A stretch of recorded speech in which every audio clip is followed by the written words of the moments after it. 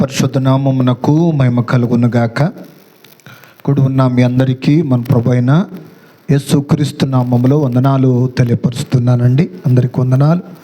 ప్రభు తన కృప చేత మరి పరిచర్యను, మనలను, మన గ్రామమును, మన కుటుంబాలను దేవుడు ఎంతగానో కాపాడి ఉన్నారు. ఈ రాత్రి మనం ఆయన సన్నిధిలో ఉన్నాము అంటే అది దేవుని కృపయే. దేవునికి స్తోత్రం. మరి నిన్నటి దినాన మరి విజయవాడలో మరి మధురా నగర్లో ప్రేయర్ జరిగింది. మరి ఆ ప్రేయర్లో అటెండ్ అవ్వడానికి దేవుడు అవకాశం ఇచ్చారు. అక్కడ నుండి కొన్ని పనులు చూసుకొని రావడానికి దేవుడు అవకాశం ఇచ్చారు. అలాగనే మరి ఈరోజు మరి తెనాలి వెళ్ళడానికి నేను మరలా ప్రయాణంలో రావడానికి దేవుడు ఇచ్చారు. అయినా ప్రేయర్కి మిస్ కాకూడదని ఎంతో మరి ప్రయాసాలతో రావాలని కోరుకున్న దేవుడు అలా నడిపించాడు. దేవునికి స్తోత్రం. ఎందుకంటే ఒక రోజు అనేది కూడా మనకు విలువైనటువంటి ఆయన నామము, అది మనం పోగొట్టుకోకూడదు. అది మన జీవితాల్లో గొప్ప ఆశీర్వాదం వస్తుంది. ఇప్పుడు చూడకపోవచ్చు, ఒక్కొక్క కాలము ఒక్కొక్క సమయం ఉంటుంది. యవన కాలంలో ఎవరు చెప్పిన వినకుండా ఏదైతే పనులు చేస్తారో, ఏమైతే లెక్క చేయకుండా ఉంటారో, ఏమైతే ఇష్టానుసారంగా ఉంటారో, ఒక కాలం వస్తుంది చూసారా, ఒక సమయం వస్తుంది చూసారా, ఆ సమయమున ఇబ్బంది పడే రోజు ఒక రోజు ఉంటుంది. అప్పుడు అంటారు లోకంలో మాట, కర్మ ఎవరిని వదలదు అని. తప్పదంటారు. అదే దేవుడు అన్నాడు కదా, చేస్తున్న ప్రతిదానికి ప్రతిఫలం ఉంది. కాబట్టి ఇలాగ మనం చూస్తే దేవుడు మనలను ఈ కష్టాలు, ప్రయాసాలు, బాధలు ఎన్ని ఉన్నా దేవుని సన్నిధి మాత్రం ఖచ్చితంగా గడపాలి. దేవునికి స్తోత్రం. అది దేవుడు నాకు నేర్పుతున్నారు, అది మీకు నేర్పుతున్నా. అది దేవునికి స్తోత్రం. కాబట్టి ఇశ్రాయేలీలు చూస్తున్నటువంటి సముద్రము వెనకాల చూస్తున్నటువంటి ఆ యొక్క ఫరో సైన్యము, ఇక వాళ్ళు అనుకున్నారు ఈ సముద్రము వెనకమాలేమో ఈ సైన్యము అనుకున్నారు. కానీ దేవుడు అన్నాడు కదా, ఆ సైన్యాన్ని లేకుండా చేశారు. అలాగనే ఆ సముద్రమును రెండుగా చేశాడు. ఎంత ఆశ్చర్యం చూసారా, ఎంత అద్భుతమైన దేవుడు. దేవునికి స్తోత్రం. అలాగనే మన జీవితాల్లో గొప్ప కార్యాలు చేస్తారు. కీర్తన గ్రంథములో 48 కీర్తన మొదటి వాక్యాన్ని మనం చదువుకుందాం ఈ దినాన. 48 కీర్తన మొదటి వాక్యము. మన దేవుని పట్టణమందు, ఆయన పరిశుద్ధ పర్వతమందు యెహోవా గొప్పవాడును బహు కీర్తనీయుడై ఉన్నాడు. దేవునికి స్తోత్రం. అక్కడ ఏమేమి ఉందంట, మనం చదువుకుంటే పట్టణం ఉందట, అది దేవుని పట్టణమందు అట. ఆయన పరిశుద్ధ పర్వతం ఉందట. ఆ పర్వతం అదంట ఆయనంట బహు గొప్పవాడట. కనుక మామూలు గొప్పవాడు కాదంట ఆయన. యేసయ్య ఎలాగున్నారట, దేవాది దేవుడు బహు గొప్పగా ఉన్నాడట, గొప్పగా ఉన్నాడట. ఈరోజున దేవుని బిడ్డలారా, మనము చదువుకున్నటువంటి వాక్యములో చూస్తే కొరహు కుమారులు రచించిన కీర్తన కొందరు రాసులు సమైక్యముగా వచ్చి, అంటే కూడుకొని వచ్చి యెరూషలేము మీదకి దండెత్తి అక్కడ వచ్చిన సందర్భములో, అదిగో వస్తున్నటువంటి సందర్భములో రాసిన కీర్తన. యెరూషలేము పట్టణము ఇదిగో పాలిస్తున్నటువంటి దేవునిని ఇదిగో మరి కొనియాడుటకు కీర్తన చూడగలుగుతాం. ఆయనే పరిపాలిస్తాడు, ఆయనే పాలిస్తాడు. దేవునికి స్తోత్రం. కాబట్టి దేవుని బిడ్డలారా, మనము ఎంతవరకు సజీవులముగా ఉన్నామంటే మన గొప్పతనము కాదు, కానీ కేవలము దేవాది దేవుని గొప్పతనం మాత్రమే అంటాడు కీర్తనాకారుడు. దేవునికి స్తోత్రం. మనం చెప్పుకోవడానికి ఏమీ లేదు. కానీ మనం కూర్చుంటే ఎక్కడన్నా ఉంటే ఏదన్నా పరిస్థితుల్లో నేనైతేనా అలా చేస్తా, ఇలా కట్టయ్యా అనుకుంటాం. కానీ అసలు చేసేదంతా ఎవరంట? దేవుడే. అందుకోసమే మనలో అంటాడు ఈరోజు అంశం ఏంటయ్యా అంటే, గొప్ప దేవుడు నీ పట్ల నా పట్ల గొప్ప కార్యాలు చేస్తాడు. దేవునికి స్తోత్ర. నేను అనుకున్నానండి, ఒక ఆయన అన్నాడు, నేను ఇల్లు కట్టుకునేటప్పుడు నా దగ్గర తక్కువగా ఉందయ్యా, నా దగ్గర ధనం తక్కువగా ఉంది, ఇప్పుడు వరకు 10 లక్షలు అయింది, అది దేవుడే సమకూర్చాడు అన్నాడు. కేవలం దేవుడే అన్నాడు. కారణం ఏంటట? దేవుడే సమకూరుస్తాడు, దేవుడే సమయాన్ని ఇస్తాడు, దేవుడే సమస్తము కట్టిస్తాడు. అది గొప్ప ప్రణాళిక నీ మీద ఉంది. నువ్వు చేసే ప్రార్థన దేవుడు ఖచ్చితంగా వింటున్నాడు. ఎటువైపు నుండి సహాయం చేస్తాడో ఎవరికీ తెలియదు, దేవుడే చెప్పారు. ఆయన యొక్క ఆలోచనలు అతి గంభీరములుగా ఉన్నాయి. దేవునికి స్తోత్ర. అందుకోసమే గొప్ప దేవుని గురించి 145 కీర్తనలో 6వ వచనం 5వ వచనములు అంటాడు కదా. 145 5వ వాక్యము,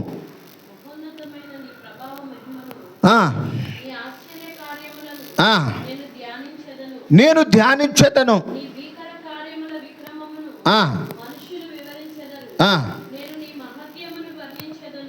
145 5వ వాక్యము ఒకటి చాలు. ప్రభావ మహిమను, నీ ఆశ్చర్య కార్యములను, అది దేవుని యొక్క అంటే ఆశ్చర్య కార్యాలట. నీ కొరకు నా కోసం ఆయన చేసే ఏంటంటే ఏ కార్యాలంట? ఆశ్చర్య కార్యాలు. వాళ్ళేనండి, ఇల్లు కట్టింది వాళ్ళేనండి, పెళ్లి చేసింది వాళ్ళేనా, ఇదిగో ఈ కార్యక్రమంలో వాళ్ళేనా, నిజంగా అలాగైనా జరిగింది, మామూలు చూస్తానికి ఆశ్చర్యం కలిగిందండి అంటారు. చూసావా? దేవుడే చేస్తాడు. ఎప్పుడయ్యా అంటే నీ మీద నా మీద ఒక ప్రణాళిక ఆయనకి ఉంది. ఆ ప్రణాళికలో మనం ఉంటే, ఆ ప్రణాళికలో నడుచుకుంటూ ఉంటే ఆ కార్యాలన్నిటినీ ప్రభువు చేస్తాడు. అందుకోసమే ఇక్కడ మనం చదువుకుంటే ఇక్కడ మన అంశము గొప్ప దేవుడు గొప్ప ప్రణాళిక కలిగి ఉన్నాడు, గొప్ప ప్రణాళిక కలిగి ఉన్నాడు. ఆ ప్రణాళికలో 1 కొరింథీ రాస్తున్న పత్రిక 1వ అధ్యాయము 27వ వచనమును చదువుకుందామా? మొదటిది నీ ఎడల నా ఎడల ఆయన పెట్టుకున్నది ఇక్కడ అంటున్నాడు, గొప్ప ప్రణాళిక కలిగి ఉన్నాడు. 1 కొరింథీ రాస్తున్న పత్రిక 1వ అధ్యాయము 27 నుండి, ఏ శరీరియు దేవుని ఎదుట అతిశయింపకుండునట్లు జ్ఞానులను సిగ్గుపరుచుటకు లోకములో నుండి వెర్రివారిని. చూసారా? దేవుడట ఎర్రివారి మీద ప్రణాళిక పెట్టుకున్నాడట. ప్రభుత్వాలకైనా లేకపోతే అదిగో మరి ప్రాముఖ్యముగా ఉన్న ఒక ప్రాజెక్టు వర్క్కైనా లేకపోతే ఏదైనా కంపెనీకైనా ఎవరు కావాలి? ఒక తెలివైన వాళ్ళు కావాలి, అన్ని క్వాలిఫై ఉన్న వాళ్ళు కావాలి. దీంట్లో ఇంత అని డిగ్రీ లేక బీటెక్ దీంట్లో క్వాలిఫై ఉండి ఫస్ట్ క్లాస్లో ఉన్న వాళ్ళు కావాలి. ప్రభుత్వ ఉద్యోగానికేమో అన్ని 99లు కావాలి. అంటే అందరూ చాలా జ్ఞానవంతులు అయితేనే వాళ్ళు తీసుకుంటారు. కానంటే దేవునికి ఎవరు కావాల్సి వచ్చారట? ఎరివారు కావాల్సి వచ్చారట. పనికిరానటువంటి ఉన్నారు. అయ్యా జ్ఞానం లేదు నాకు, తెలివి లేదు నాకు, బలము లేదు నాకు, ఏ స్థుతి లేదు నాకు, ఏ అండ లేదు నాకు, ఏ ఆధారం లేదు అనుకుంటున్నారు. చూసారా? అలాంటి వాళ్ళు ఆయన కావాల్సి వచ్చారట. దేవునికి స్తోత్ర. ఎంత ప్రణాళిక, ఎంత వాళ్ళ మీద పెట్టుకున్న ప్రణాళిక. అదిగో నిజంగా ఆ భాగంలో నేను ఉండాలి. ఆ ప్రణాళికలో ఎవరు అతిశయించుకుంటున్నట్లట. నాకున్న జ్ఞానం మామూలు కాదంట, అట్ట కాదంట, ఎర్రివారని తీసుకున్నాడంట. తర్వాత బలవంతులైన వారిని సిగ్గుపరచుటకు లోకములో బలహీనులేనంట. ఎందులో నేను బలంగా లేనండి, దేవుడిలో నేను పోటీ పడలేనండి, ఆ కుటుంబానికి కుటుంబం మాకు చాలదండి, మాకు సరిపోదండి, వాళ్ళు దేంట్లో మాకు సరిపోరండి, నేను తక్కువ అండి అనుకుంటా. చూసావా? వాళ్ళనే పట్టుకున్నాడంట. ఈరోజు నీకోసం నా కోసం ఆయన ఎన్ని గొప్ప కార్యాలు చేస్తున్నాడు చూసావా, ఎన్ని మేలు చేస్తున్నాడు చూసావా, ఏ రీతిలో పోషిస్తున్నాడు, ఏ రీతిగా నేను ఆదరిస్తున్నాడు, ఏ స్థితిలో నిన్ను ఉంచాడు, ఏ ఉద్యోగంలో నిన్ను ఉంచాడు, ఏ వ్యాపారంలో నిన్ను ఉంచాడు, ఏ చేతి పనిలో నీకు ఉంచాడు, ఒక ఇంటిని నిర్మించి ఒక స్థితిలో ఉంచాడు. ఇది ఆయన కలిగించినటువంటి ఒక ప్రణాళికలోనే మనల్ని నడిపిస్తున్నాడు. దేవునికి స్తోత్రం. అందుకోసమే కంటిన్యూ చేద్దాం. అక్కడ దేవుడు ఏర్పరచుకున్నాడు ఎన్నికైన వారిని.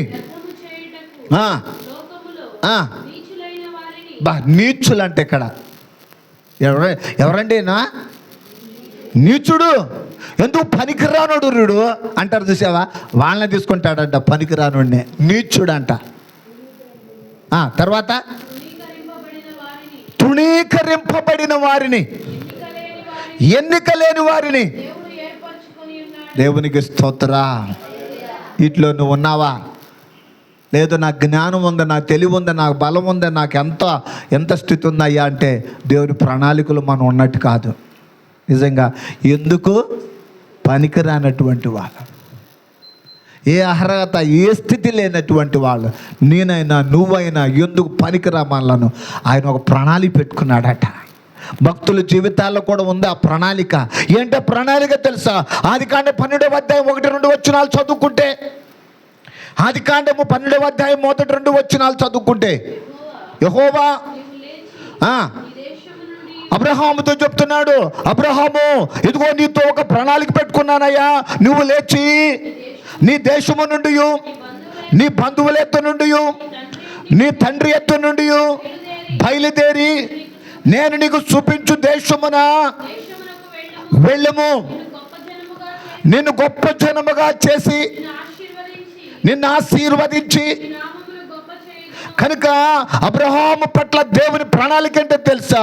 గొప్ప జనముగా చేస్తాడట, గొప్ప తండ్రిగా చేశాడట. విశ్వాసులకు తండ్రి ఆయనే, విశ్వాసములకు ఆయన ఆశీర్వదించాడట. ఎక్కడున్న ఆయన? తన ఊరిలో తన ఇంట్లో ఉంటే ఆయన ఎవ్వరికి తెలియదు. ఆయన అబ్రహాం అంటే ఎవరికే ఇప్పుడు అందరికీ తెలుసు, ప్రపంచం అంతా తెలుసు. అబ్రహాం ఎవరయ్యా అంటే దేవుడు ఒక తండ్రిగా చేశాడు. దేవుని పిలుపులో ఉన్నాడు, దేవుని చిత్తంలో నడుచుకున్నాడు, దేవుడు మాటకు లోపడ్డాడు. తన ఇంటిని, తన ఇంటి వారిని, తన వారిని వదిలిపెట్టి దేవుడు చూపించు దేశమునకు వచ్చి దేవుని మాట విన్నవాడు అబ్రహాం. దేవునికి స్తోత్ర. అందుకోసం అబ్రహాముతో అంటాడు, నిన్ను అదిగో ఆకాశ నక్షత్రముల వలె విస్తరింప చేస్తా, సముద్రం దగ్గర ఉన్న విస్కురేణుముల వలె నీ సంతానము. ఒకళ్ళ మీద అంత ప్రణాళిక ఏంటండి? దేవుడు పెట్టుకున్న ప్రణాళిక గొప్పది అన్నాడు. అందుకోసమే దేవునికి స్తోత్ర. ఏంటంటే నా జీవితం ఇదే కష్టాలంటే, ఇయే బాధలంటే, ఇయే శ్రమలు అనకు, మారుస్తాడాయన. నీటిని ద్రాక్షారసముగా మార్చినట్లుగా ఇదిగో తిననటువంటి ఆహారమును అదిగో అలాగున మరి తినేటువంటి ఆహారముగా మార్చినట్లుగా ఆయన గొప్ప కార్యాలు చేసే దేవుడు ఉన్నాడు, ఆయన చేస్తాడు. నయోమి అన్నది, నా జీవితం అంతా చేదైపోయింది, ఇక నన్ను నయోమి మీరు అనద్దు అంది. అంటే అన్నాడు కదా, అలాంటి జీవితంలో నుండి మధురము అనే మాట వచ్చింది. దేవునికి స్తోత్ర. ఆమెను ఆశీర్వదించాడు. ఈరోజు నీ కోసం నా కోసం ఒక ప్రణాళిక ఉంది, గుర్తుపెట్టుకోవాలి. దేవుడు ప్రణాళిక పెట్టుకుంటాడు. అందుకోసమే చిన్న ఉద్యోగం ఇచ్చినా నిన్ను అంతకు ఉంచి చక్కగా పోషిస్తున్నాడు, ఆదరిస్తున్నాడు, ఆదుకుంటున్నాడు. ఈరోజున సమకాలికలు నీతో పాటు ఉన్న వాళ్ళు లేకుండా పోయిన వాళ్ళు ఉండొచ్చు, లేకుండా ఇదిగో కుటుంబ పరంగా ఈ రోజున దేవుడు ఒక స్థాయిలో పెట్టాడని గుర్తుపెట్టుకో. రాత్రి ఒక చిన్న మనవి చేసుకున్నాయా, రేపు పనులు ఉన్నాయి, నా పనులన్నీ చేయాలి ప్రభా. అవి పెట్టుకుంటే సామాన్యమైన పని కాదు, అది పెద్ద పని. వెళ్తా 57 కీర్తన భాగం చదువుకొని బయలుదేరి పొద్దున్న అది నా జీవితంలో ఇవాళ నెరవేర్చాడు. అది దేవునికి స్తోత్ర. అది సామాన్యంగా అది వివరించలేనంత కార్యాలు దేవుడు చేశాడు. కారణం ఏంటో తెలుసా? ఆయన ప్రణాళిక ఉన్నది. ప్రభుని అడిగిన ప్రతిదీ దేవుడు నీకు చేస్తాడు, నాకు చేస్తాడు. నువ్వు ప్రభువుని అడుగుతూ ఉంటే చాలు చేస్తాడు. ఆయన చిత్తంలో మనం ఉన్నాం. అందరు జ్ఞానవంతులు ఉన్నారు, బలవంతులు ఉన్నారు. అదిగో మన ఊర్లోనే ఎంతోమంది ఉన్నత చదువులు చదువుకున్న వాళ్ళు ఉన్నారు. కానీ దేవుడు అన్నాడు, నీ మీద నాకు ఒక ప్రణాళిక ఉంది, నీకోసం ఒక ప్రణాళిక పెట్టుకున్నా, నువ్వు భయపడబాక, నా ప్రణాళిక నెరవేరుస్తాను అని చెప్పగలిగిన దేవుడు ఆయన ఒక్కడే. దేవునికి స్తోత్రా. కురింగిపోవద్దు, బాధపడిపోవద్దు, దిగులు చెందవద్దు. ప్రభు ఉన్నాడు అన్నాడు కదా, నీ యొక్క భారమంతా యేసయ్య మీద, ఆయనే నీ కార్యములన్నీ సఫలపరుస్తాడు, నా కార్యములన్నీ సఫలపరుస్తాడు. నిజంగా దేవుడు గొప్ప కార్యాలు. ఈ రాత్రి దేవుని బిడ్డలారా, అబ్రహాం పట్ల ఏం ప్రణాళిక అంటే గొప్ప తండ్రిగా చేయాలంటే. అసలు పిల్లలే లేరు. మీరు అనుకోవచ్చు, నా దగ్గర ఏమి లేకపోతే నాకు ఇచ్చిన వాగ్దానం ఎంత మట్టుకులే అని. పడమట్లో ఒక ఫ్యామిలీ మన ప్రేయర్కి వస్తారు, ప్రేయర్కి వస్తారు. వాళ్ళు కొన్ని సంవత్సరాల నుంచి వస్తూ ఉన్నారు. వాళ్ళు చెప్పిన మాట ఏంటో తెలుసా?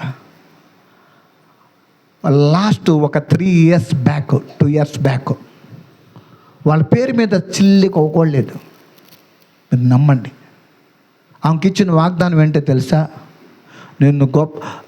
నన్ను ప్రేమించు వారిని నాస్తికర్తగా చేస్తాను. అంటే ఏంటి? నన్ను ప్రేమించే ఆస్తికర్త నా దగ్గర అసలు చిల్లికి ఒక్కోలేదు. ఉన్నదంతా కూడా తన యజమానిని కొరకై, తన భర్త గారి కొరకై కొన్ని లక్షలు ఖర్చు పెట్టారు. వాళ్ళ దగ్గర లేదు. ఇక వాళ్ళ బావగారు చూస్తేనే వీళ్ళు చూడాలి, వాళ్ళు పోషించబడాలి, బావగారే చూస్తాడు.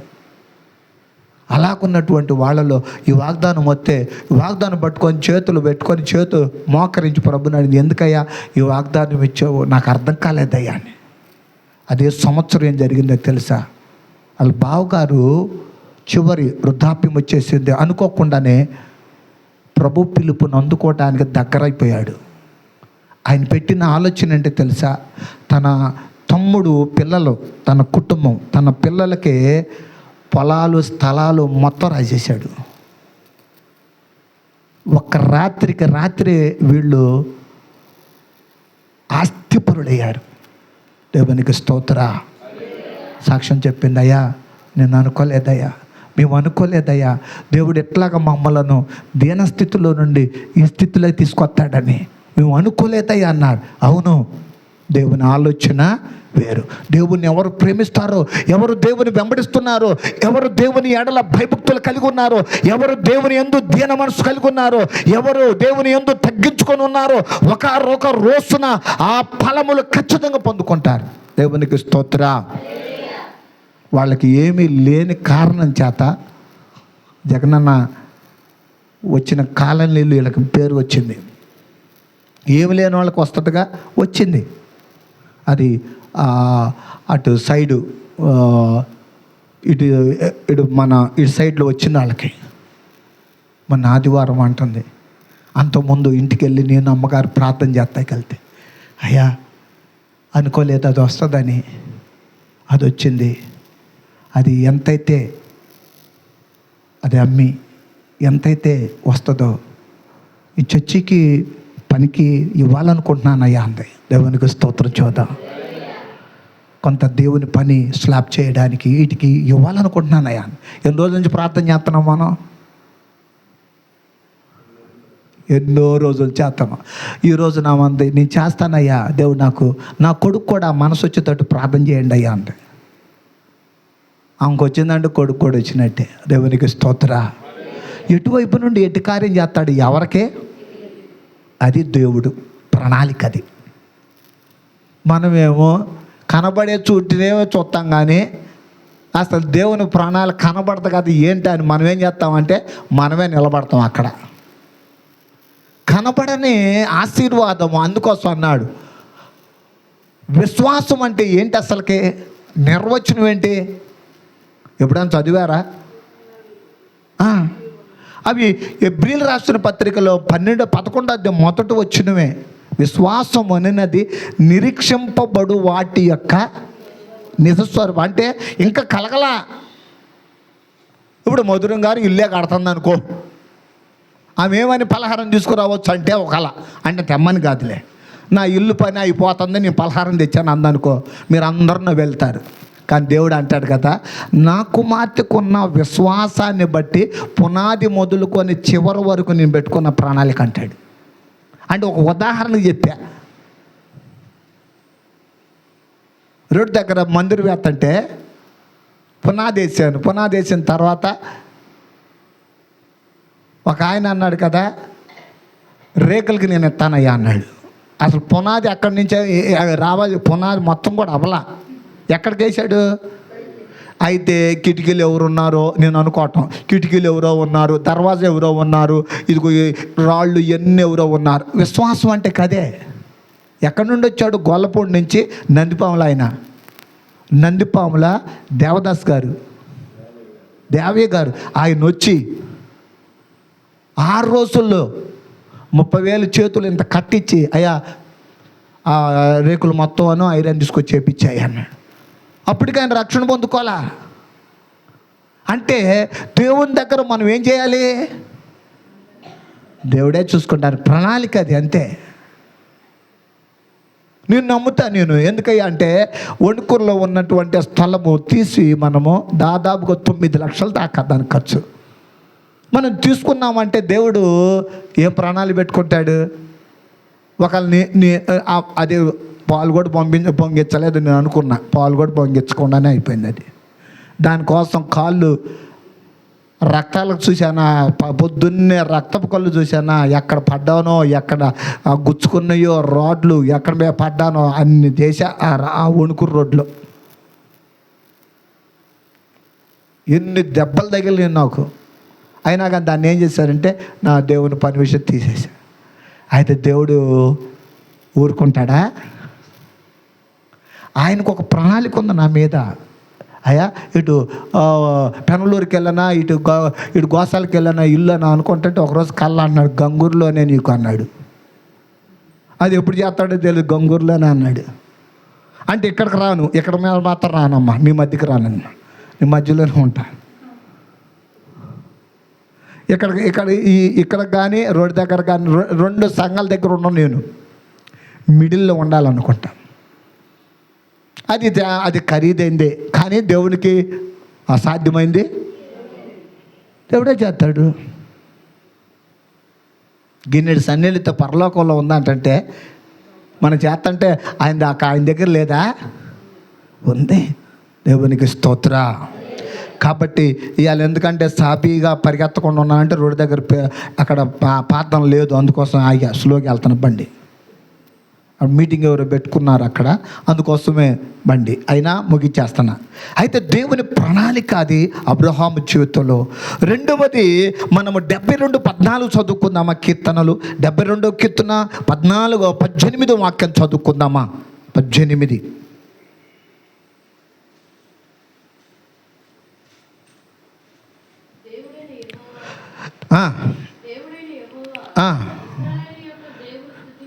ఇశ్రాయేలు యొక్క దేవుడు స్తుతింపబడును గాక. ఆయన మాత్రమే ఆశ్చర్యకార్యములు చేయువాడు. కనుక ఇశ్రాయేలీలకట ఆయన చేశాడట, గొప్ప కార్యాలు చేశాడట ఇశ్రాయేలీలకి. అక్కడ అంటాడు ఇశ్రాయేలీలకి చేశాడట. ఇశ్రాయేలీలకి చేశాడంటే నీ కోసం నా కోసం చేస్తాడని గుర్తుపెట్టుకోవాలి. ఇక్కడ ఎవరికన్నా అదిగో ఇక్కడ మనం అనుకున్న ఎగ్జాంపుల్, అదిగో విలియం గారికే చేశాడు అన్నాం అనుకో, నీకు కూడా నాకు కూడా చేస్తాడని గుర్తుపెట్టుకోవాలి. కారణం ఏంటంటే ఇక్కడ ఒక ఆయన చేశాడు అంటే ఆటోమేటిక్గా నీకు కూడా చేస్తాకుంది. లేదా ఆయనకే చేస్తాడు మా జోయుడు అంటే మనుషులు. అది ఒకళ్ళు పెట్టి ఒకళ్ళు పెట్టుకోకుండా, లేకపోతే ఒకళ్ళని తిట్టి ఒకళ్ళని తిట్టుకోకుండా అనేది మనుషులది. అది దేవుని అట్ట ఉండదు. ఇశ్రాయేలీలందరికీ చేశాడంట. ఇశ్రాయేలీలకి చేసిన ఆయన నీకు నాకు చేస్తాడు. దేవునికి స్తోత్ర. ఎలాగన గొప్ప కార్యాలంటే నిర్గమాకాండ 14వ అధ్యాయము 16వ వచనం నుండి చదువుకుందాం. నీకు అయిపోయింది తొందరగా. అంతలో యెహోవా మోషేతో, చూసావా, నీవేళ కష్టకాలంలో ఉన్నారు వాళ్ళు. వెనకాలేమో సైన్యం ఉంది, ఎదరేమో సముద్రం ఉంది, కష్టకాలంలో ఉన్నారు. అప్పుడు అన్నాడు కదా, నాకెందుకు మొరపెడుతున్నావు, సాగిపోవుడి. కనుక ఇశ్రాయేలు కోసం గొప్ప కార్యం చేయడానికట సాగిపోమంటున్నాడు. ఈరోజు మనం కూడా ముందుగా సాగాల, ముందుకు పోవాలి, మనం ముందుకు నడవాలి. మనం సమస్యలు చూసి ఆగిపోవటము, ఇబ్బందులు చూసి ఆగిపోవటము, నిరాశపడటము, లేకపోతే నిస్పృహగా ఉండటము, అంతేలే నా జీవితము, అంతేలే నా కర్మ, అంతేలే నా జీవితం, ఇంతేలే అనుకోబాక. ముందుకు సాగు, ప్రభు నీకు తోడుంటాడు. దేవునికి స్తోత్రం. అందుకోసం ఏమన్నాడట, ఆగిపోక ముందుకి సాగిపోవుడి అని ఇశ్రాయేలుతో చెప్పుము. నీవు నీ చేతి కర్రను ఎత్తి ఆ సముద్రం వైపు దానిని పాయలుగా చేయము. నిజంగా నీటిని పాయలుగా చేసింది దేవుడు ఒక్కడే. దేవునికి స్తోత్రం. నీటిని రెండుగా విభజించింది ఆయన ఒక్కడే. ఆయన నమ్ముకున్న నీ కోసం, నా కోసము ఏదైనా చేస్తాడు. తన ప్రజలు ఇశ్రాయేలీయులు, వారిని ముట్టకూడదు. వస్తున్న సైన్యం రాజైన సైన్యమైన ముట్టడానికి వెళ్ళేది. అందుకోసమే రెండుగా చేయమన్నాడు. అయితే అప్పుడు ఇశ్రాయేలీయులు సముద్రము మధ్యను ఆరిన నేల, వాళ్ళ కోసం ఏ నేల అంట, ఏ తడి నేల ఇస్తే ఏమైతే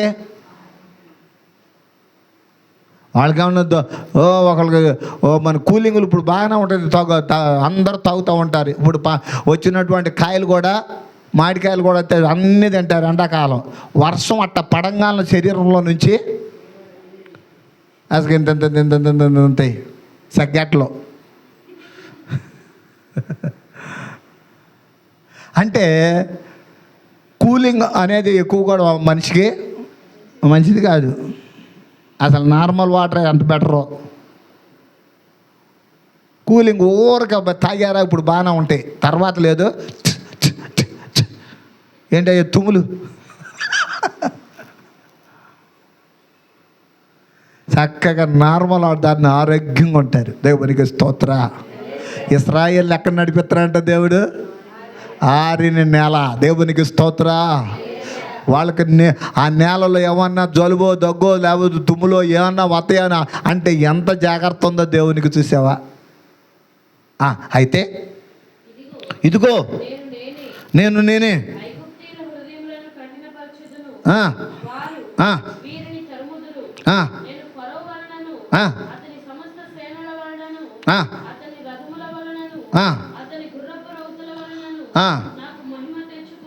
వాళ్ళకి ఎన్నున్నా కానీ ఐగుప్తుల గుర్రాలు మామూలు కాదంట. ఆ సాట రాస్తాడు, ఐగుప్తు గుర్రాలంట డబ్బులు పెట్టి కొనుక్కొచ్చాడంట సొలొమోను భక్తుడు. ఆ గుర్రాలు మామూలు కాదంట, లాగితే చాలంట. అది ఒక ఊరికి అంత పవర్ఫుల్ గుర్రాలు ఉన్నాయి. అయితే వాటి వలన అదిగో ఆ గుర్రాలు, రథాలు అక్కడున్న వాటి అది ఫరో సైన్యమును బట్టి మహిమ తెచ్చుకుంటా. అవి ఏం చేయవు. దేవునికి స్తోత్ర.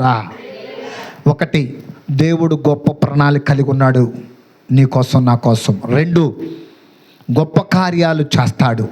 3, విలాప వాక్యములు 3వ అధ్యాయం 22-23 వచనాలు. ఈ మాటతో ముగించుకుందాం.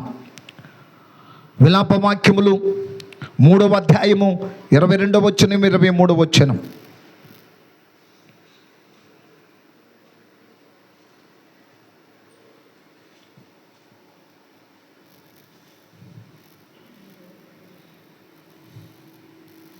విలాప వాక్యములు ఇర్మియా పక్కనే.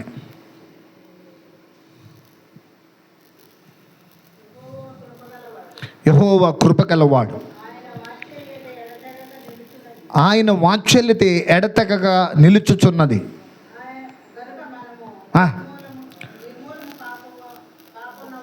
మనము నిర్మూలము కాకున్నాము